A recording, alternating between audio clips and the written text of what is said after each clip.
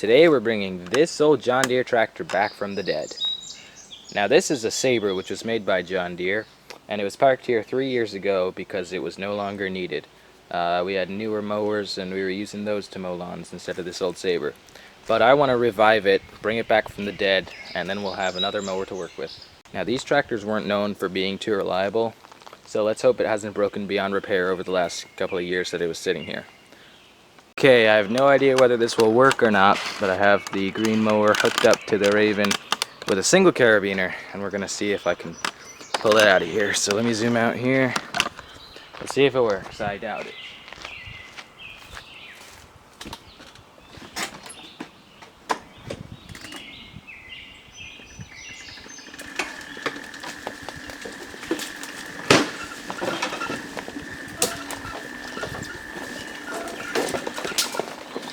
Nice.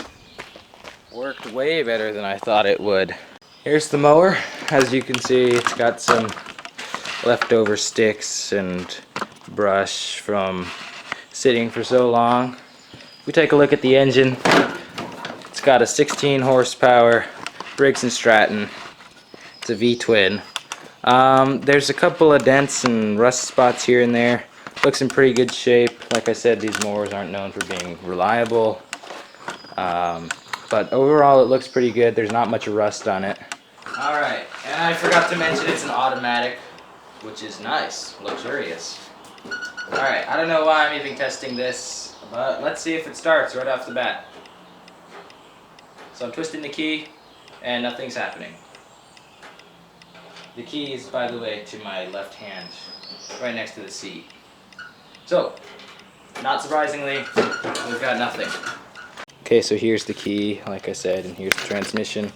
All you have to do, if you want to go faster, just push forward, like that, and reverse is here. Okay, so since the battery was dead, it's under here, as you can see. Here's the battery charger, and I'll just connect this up and let it charge for a couple hours. So obviously, I'm not expecting too much. I don't really expect it to start. But let's just go ahead and see if it cranks, and if we're lucky, it'll start up, but highly doubt it.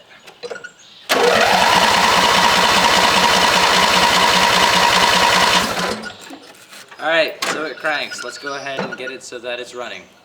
So the next thing I'm going to do, which I should have done before I cranked it, is replace the oil. I'm not even going to really check the oil. I know that it's going to be bad. As you can see here, it's black and gooky. So the drain plug is right here. We just got to take it out, replace it with 5W30 motor oil. I'm also going to clean the engine because of all the skunk that's been building up through it, as you can see, throughout the entire motor. And in the front too, there's a bunch of gunk. It's really difficult to take off this hood because they did a funny sort of bolt system instead of just a normal thing.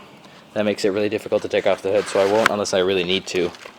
I also should clean the mower deck out, but that's a afterthought because we're not really concerned about that quite yet. So there are 3 key components for these small engines to run. The first is ignition, which we'll check by checking the spark plugs. There's one here and there's one on the other side, so we'll check them both for spark. The second component is compression, which we already checked with cranking it. So this engine has fine compression. And the final component is fuel. I won't check the carburetor though unless the lawnmower doesn't start after I checked the sparks. But I will fill it up with fuel. Actually, I've already filled it with fuel. And if it doesn't run then I'll have to check the carburetor and see if it runs after that. Okay, so to remove the spark plug, all you need to do is take off the wire first, put it in your socket, and loosen it. Alright, here it is. The way to check for spark is to reconnect the wire and then ground out the spark plug. And then you check in here for the spark. Blue is the ideal color. Orange and yellow is a little bit too little spark.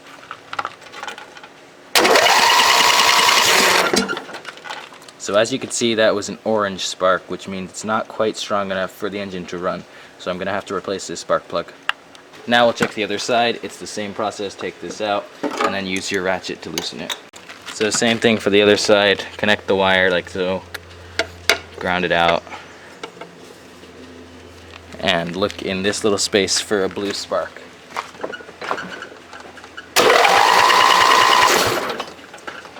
That was much better because that spark was blue instead of orange, so this side I don't need to replace. The final thing I'm going to do before starting it is check the air filter, which is right here. This may be difficult for you all to see, but this is the air filter right here. What I did was I took it out, I put it back in, but before I put it back in, I cleaned it and I also sprayed starter fluid, or I actually used ether, which works similarly, into the hole up here, because that'll help it start up for the first time. I'm going to replace the cover, and then we're going to go ahead and see if she starts. Okay, so we're about to start this mower. As you can see here, there's the choke. It's this little black knob right here. I like to start these mowers on low idle and the choke on full. It's the best way to start them after a while of sitting. Okay, ready to start it up. The clutch / brake is in. The choke is on. We have spark, we have compression, hopefully we have fuel. Let's see if it works or no.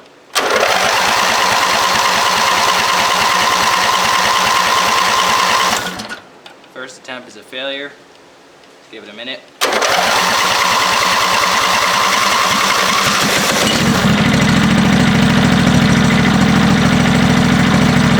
And I put the choke off and it works well. Let's go ahead and see if it runs up. Alright, as soon as I tried to rev it up, it died, so let's try that again. Uh-oh, not starting back up anymore. Alright, let's rev it up.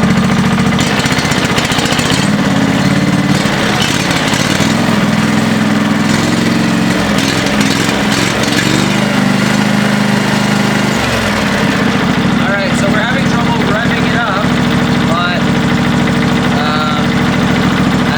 so far pretty well, except for revving up. Alright, let's try revving it up one more time.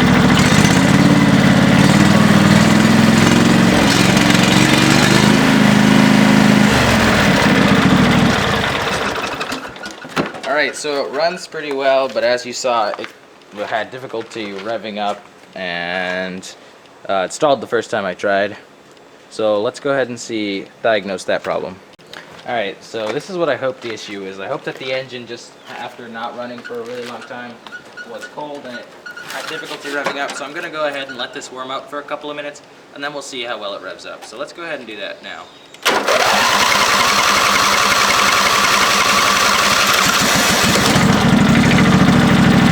We'll let it warm up at low idle because I don't really want to push it too hard right after it's been sitting for a while. So let's let it start out with low idle.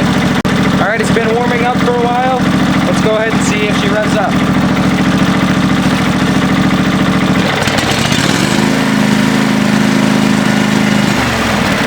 Alright, that's okay. Let's try it again.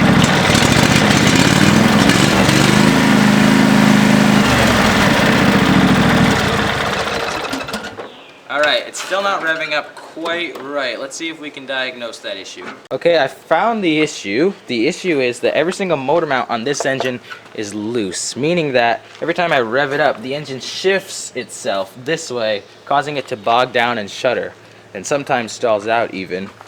So what I'm doing is I'm giving you a close-up on the engine so that you can see every time when I rev up that it will shift its weight and shift its motion because of all the loose motor mounts. So let me show you that now.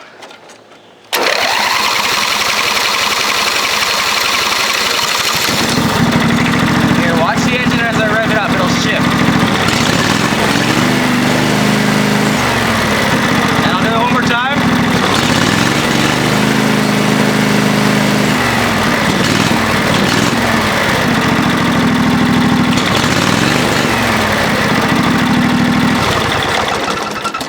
So that's what's causing us the issue. Okay, so here are the motor mounts. There's one right here, as you can see, maybe. If I move it like this, it's really loose. And the other one is right under this red wire here. And this one also holds in a wire into place, a fisheye wire, meaning that this one's really important to tighten. And there are also two on this side, one behind this and one underneath this, right here and right there. And all four of them are loose.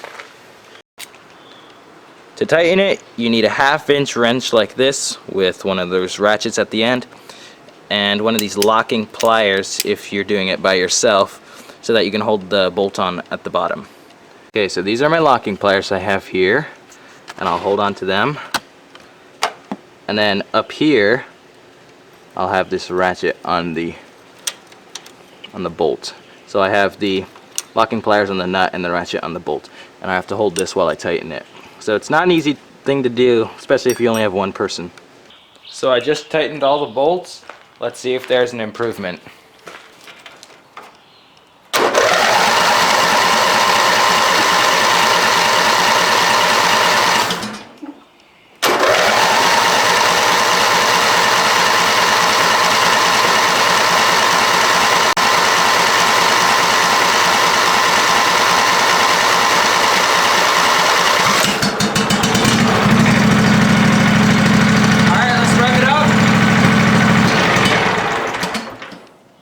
It died, but it's not shaking. That's odd.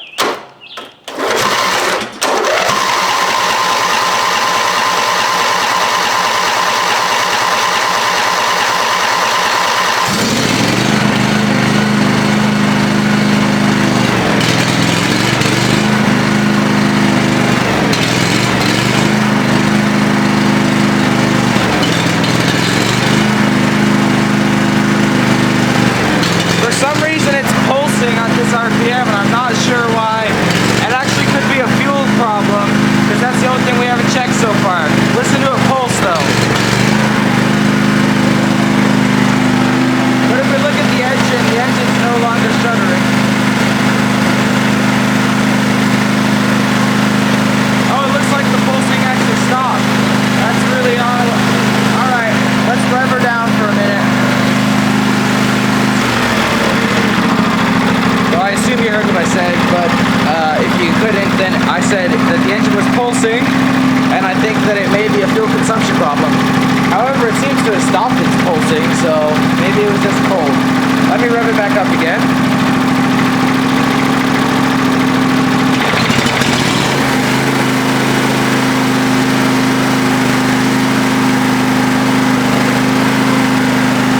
Seems to be working again. Let's go ahead and see if I can drive it out.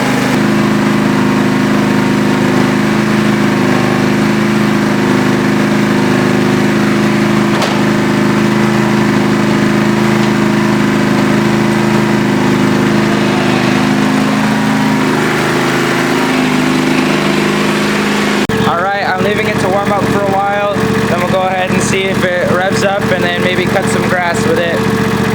Do some real life tests. So let's let it warm up for a minute. Alright, so it's warmed up. Let's go ahead and see if it revs up.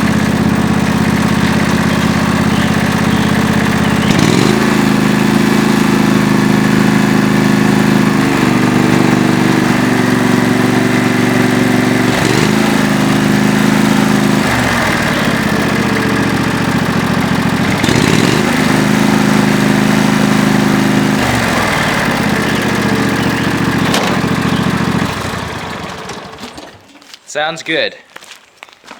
Alright, I'm gonna go and mow some grass.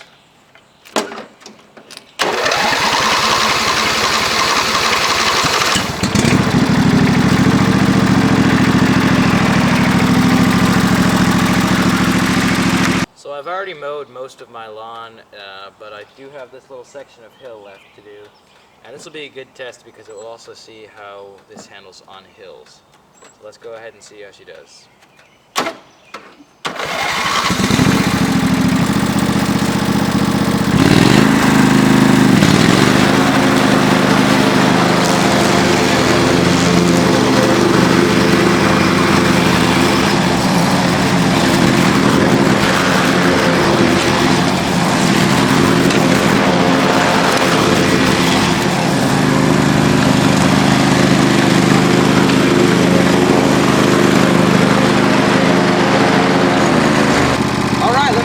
Out of the way and we can see how the lawn looks.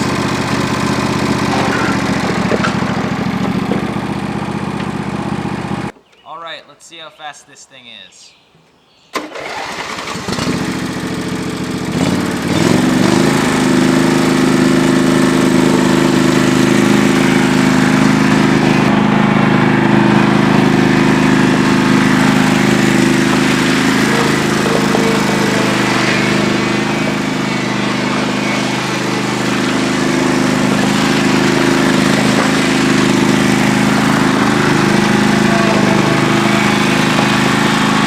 Well, there you have it. We fixed up this old John Deere, and it runs well, cuts well, and drives well. So I hope you enjoyed this video.